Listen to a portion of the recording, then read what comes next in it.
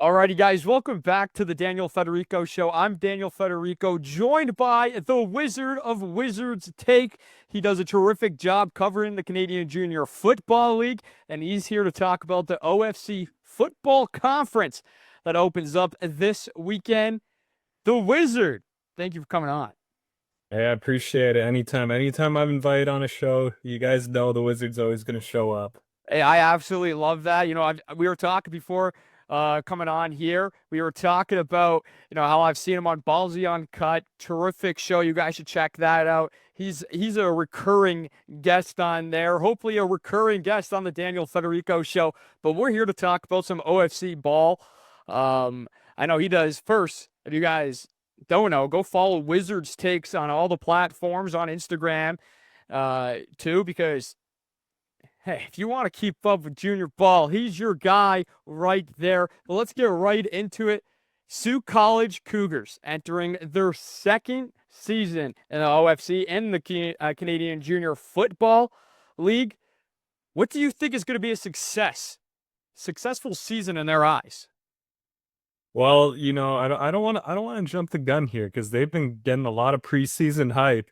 And would it be reckless for me to say the national championship?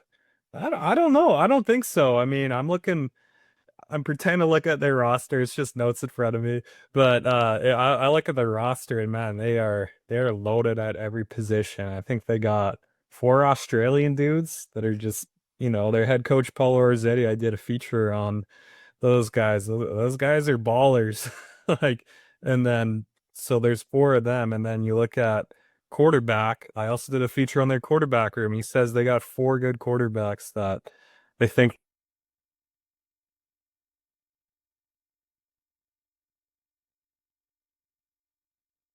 checked how to pronounce that name is probably could be one of the guys.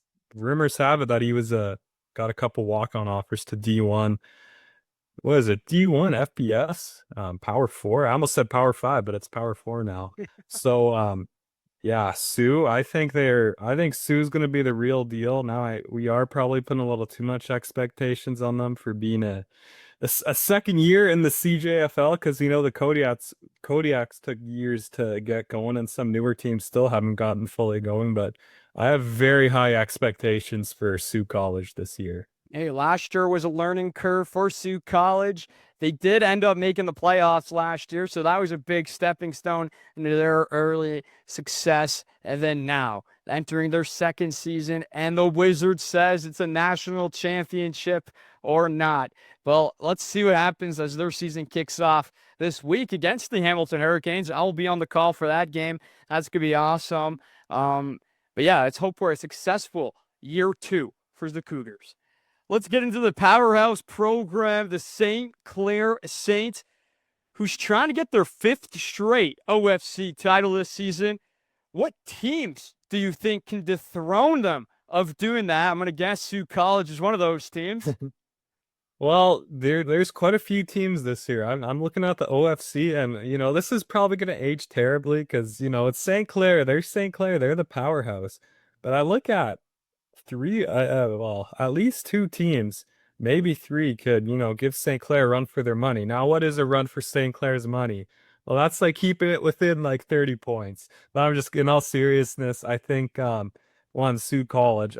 Maybe I'm jumping the gun a little bit on a national championship, but definitely they could definitely compete for a conference title. And I fully believe that their coaching staff fully believe that they are a national contender. But also, you look at this week one game. I think it's the game of the week in the CJFL. Hamilton Hurricanes and Sioux College. I mean, Hamilton were the runners up last year against St. Clair. Now they did get beat pretty handily, but that was a great St. Clair team last year. And to be honest, I'm not sure if this St. Clair team is the same caliber as last year. I think St. Clair is still a terrific team, a terrific program. But I would say the last two teams, 24 and 25 that they had, were generational teams, like up there as some of the greatest teams in junior football history. Like people forget, man, they were given a beating to the Okanagan Sun until, some questionable things happened with the football, some poor field conditions, some weather that basically allowed Okanagan to get back in the game. But I fully believe that they went to Saskatoon, they would have probably beat the Hilltops. So no disrespect to the St. Clair team this year, and you know what? They're clearly the prohibited favorites in the OFC. But I would say it's more so just the caliber teams that they've had in the years past. Now, moving on from Sioux, I look at Hamilton, and they've pretty much returned a lot of their guys. I mean, they returned majority of their guys on defense. I mean, they got a great secondary, Janelle Williams, shut down. Luca Gallo, he was an all-star last year. Sean Hustle is back after, a terrible accident. I'm so happy that he's able to get back on the field because he really is one of the nicest guys in the league and a great player. And then they got on linebackers, is it Hayden Paul or Hayden Powell? Can you correct Hayden Powell. Hayden Powell? Someone said Paul one time. I'm like, it's spelled Powell, but you know, we're going the it's Pal now. That's how I always say it in my head. But when you say it, when you're doing an interview, you gotta make sure you get the names right. Yeah, 100%. Terrific linebacker, and they're always well coached. Barry Emo's a great, coach on the defensive side. And then offensively, they brought in a couple good linemen. They brought in a guy from Guelph, and he played for the Okanagan Sun for a bit. Spy Brooks is an all-star. And then I think the strength of their team is going to be running back. I mean, they got, what, 4 or 5 good running backs? I didn't even take a note out of all of them. And led by Gianluca Maraca. Yeah, he's going to be the guy. Then you got Elijah Prosper, who I've always been extremely high on. Then I can't remember his name, but there was a guy from U Sports that committed there. They just brought him in this year. Yeah. Yeah, I guess you would know the Hurricanes better than me. Then they got a guy from West Shore, so they got a lot of great running backs. And I'm sure there's other great ones that I don't know about. So I'm looking at that group being, the leader. And then receivers, they got Zach Pereira, who I think is one of the biggest specimens in the league, like 6'4", 215, runs like a 4.6 40. Like, he's out of this world. I fully expect him to be an all-star this year. So I think Hamilton's going to be a real threat. And then you can't forget the perennial bridesmaid, the London Beefeaters. They've been the team they were the last team to dethrone St. Clair back in 2021, an upset in the final. Like they've been in the final, I think, 4 straight years until Hamilton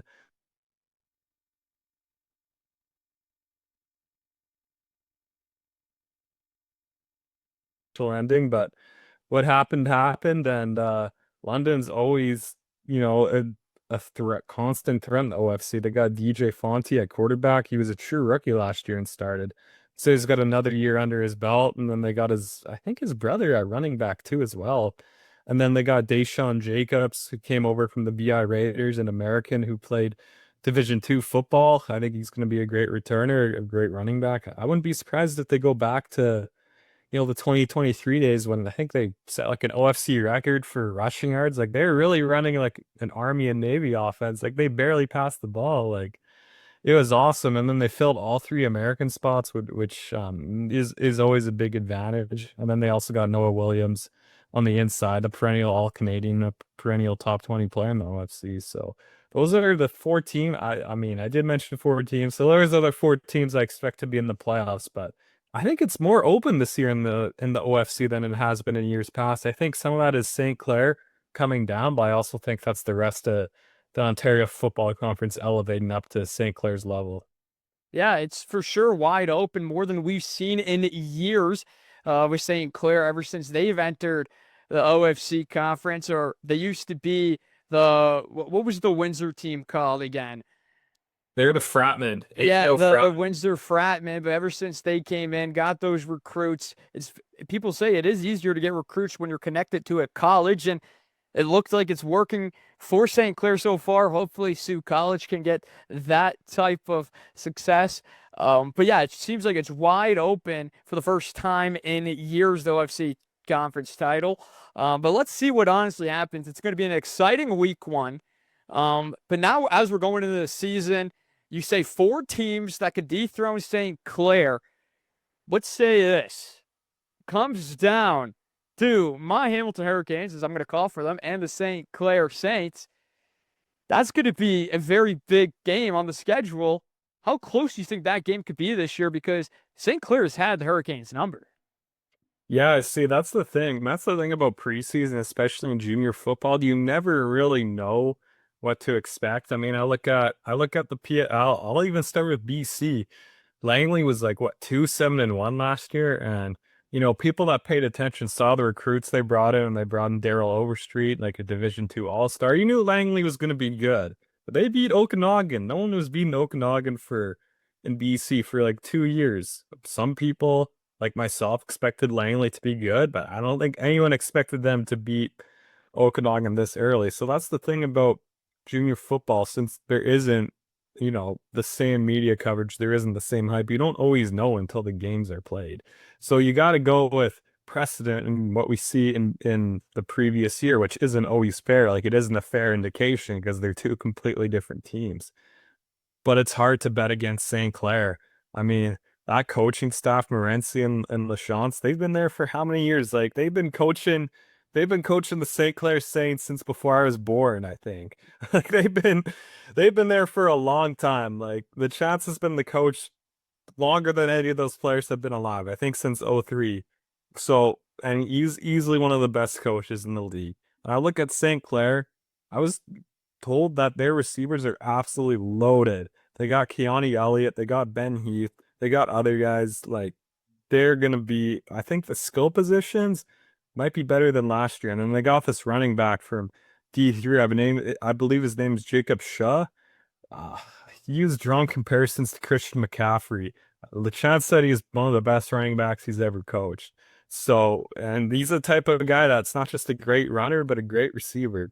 But the real question mark comes for St. Clair is at the quarterback position. I don't know who's going to be starting, but we'll find out in just a couple days. But how Hamilton can do against them, it's tough to say. I think Hamilton's going to be a really good team. I'm not sure who their quarterback's going to be, and that's always It's actually a newcomer. Well, he was on the team last year. It's going to be Matthew Murray from my hometown, Niagara Falls.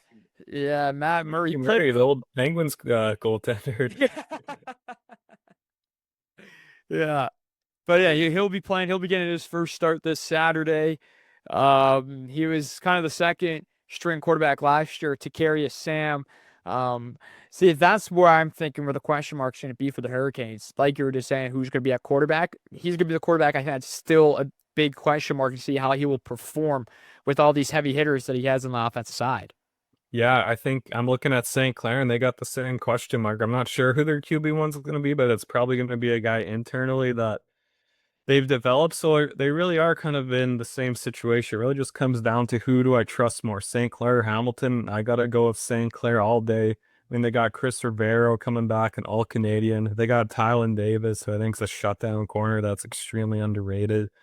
Got another American, Hunter Hall, on the D line. Like, it's one of those things where you can't bet against St. Clair until they lose. Like, I have to see it. I have to see the proof Yeah. that they are beatable until I count them out. But to answer your question, which I did a terrible job at, I just started talking about other Oh, things. you're good. I like this. I do that a lot. That's kind of my tendency. But I think Hamilton will keep it a lot closer than it was last year. I'm really hoping we don't see any like 70-0 games, whatever it was, through three quarters in the OFC final. I'm very hopeful for that, and that's what I'm anticipating. But you never know. You honestly could see that. I wouldn't be surprised if I saw it too, but I'd be very disappointed if I did. Yeah, 100%. And then let's talk about Hamilton last year, how they got to the OFC championship off of the Rouge beating the Beefeaters 24-23. That's Canadian football right there. And a prime example. What a game that was, by the way, but what an ending to basically be gifted, or how lucky you have to be to go to the OFC championships off of that Rouge that happened last year.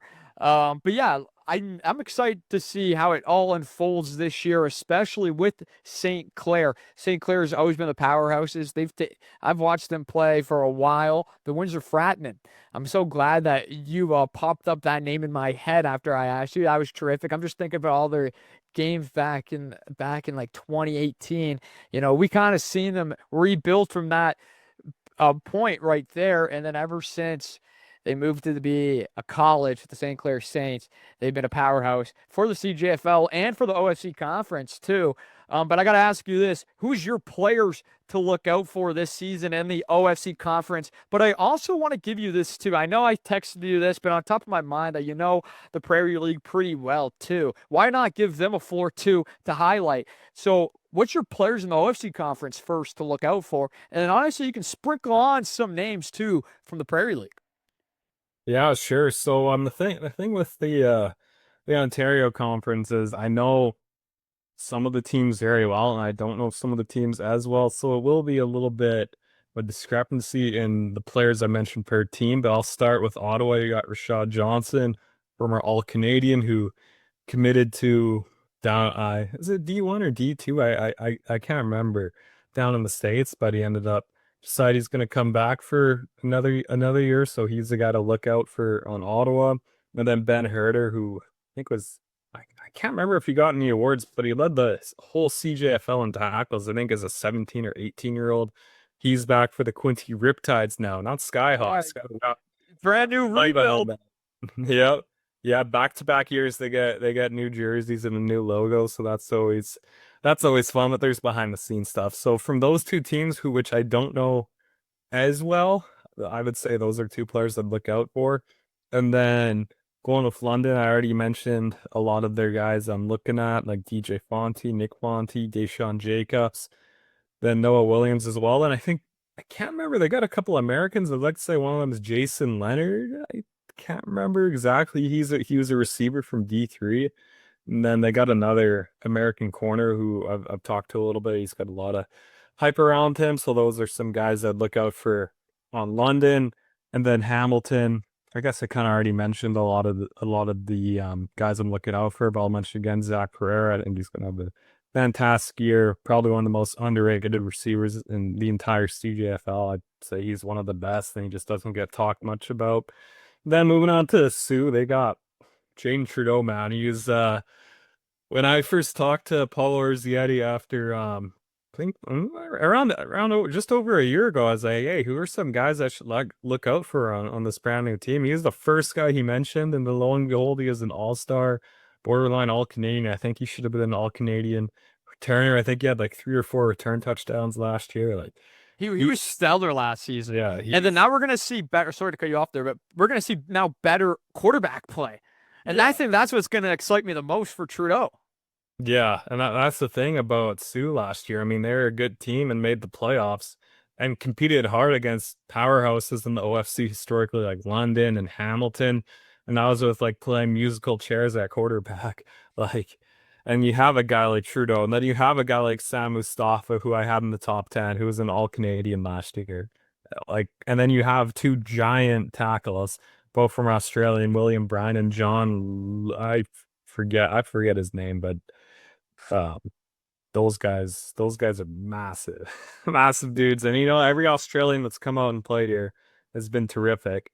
And then they got George Lim as well from Australia, big D tackle, and then Christian Barsick, who's kind of like that nickel Sam linebacker type, also from Australia. But then they got Grant Mathewson, who I think was an all-star last year, terrific middle linebacker, and then John Davis, who great, unreal athlete, and I really expect him to take a step up this year, really push for an All Canadian spot. And then Decaden Gauthier was an All Canadian last year for Sioux as well. So yeah, I know Sioux pretty good, so they got a little more name mentions, but yeah, they got talent everywhere, and they brought in a great recruiting class. That coaching staff is very, very excited about where they're at this year.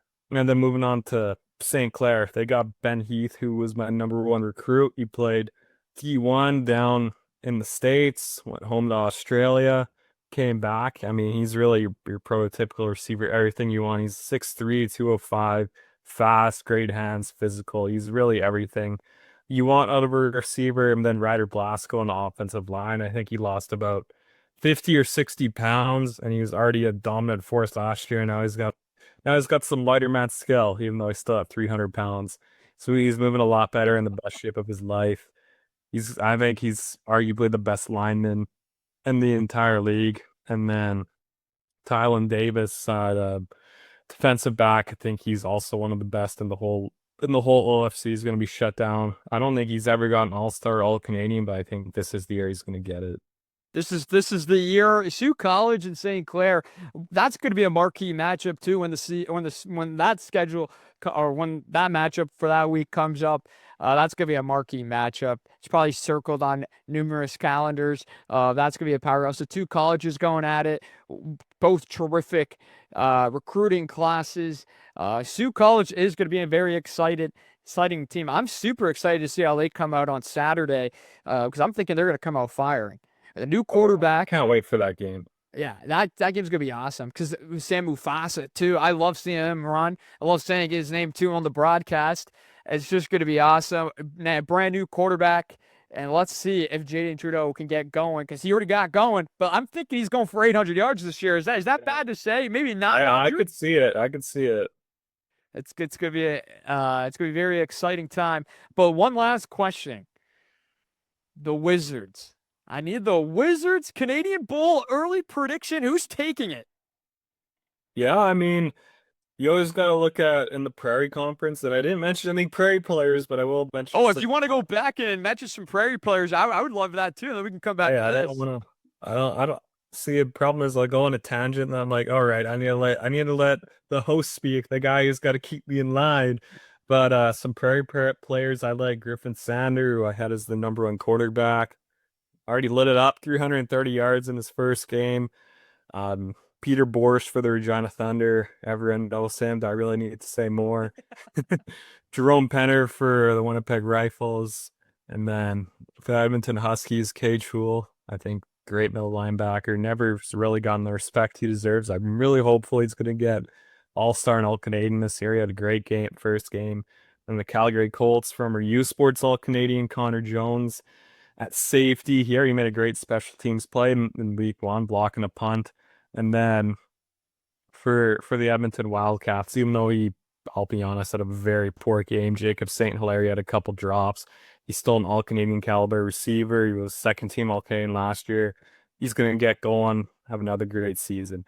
But those are just some guys from the Prairie Conference. But my Canadian Bowl pick, this is where it's tough. I feel like the OFC is as deep as it's ever been. I feel like the PFC is as strong as it's ever been. I feel like BC is as weak as it's ever been for quite a few years, but BC is the one hosting this year, so they get a bye to the final, where the Prairies have to go on the road twice. And even though I think the best teams are out of the Prairie Conference, you know how hard it is to win on the road twice because if the Prairies are going to win the national championship, it's most likely coming from Saskatchewan. You're going to be flying from Saskatchewan to Ontario, which isn't a terrible flight, and then from Saskatchewan to BC, which again isn't a terrible flight, but it's not like Okanagan when they flew to Windsor and home and then to Regina, and then they beat the Thunder in 22, and then they had to do that again to Regina. Like the travel could be a lot on some teams.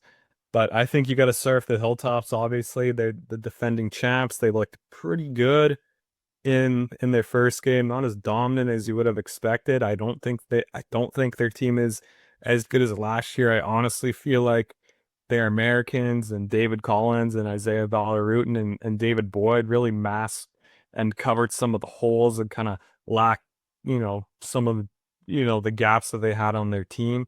They don't have any Americans this year. So really I firmly believe it is all on Griffin Sander and Corbin Ebbington. We'll see what they got.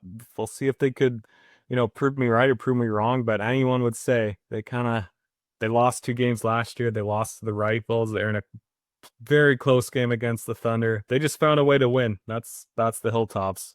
But we'll see what they got this year. But I honestly feel like the favorite in the Prairie Conference has got to be the Regina Thunder. I mean, they played great. I mean, they outgained the Edmonton Wildcats, which had 51 returning starters. Whew, not just 51 starters, 51 returning players. They gave them the belt, and they outgained them by like 500 yards. Like Edmonton struggled big time. Like it was literally a perfect game. Regina was even down some guys, and every single receiver had two catches. Every single running back had over 60 yards and 10 carries.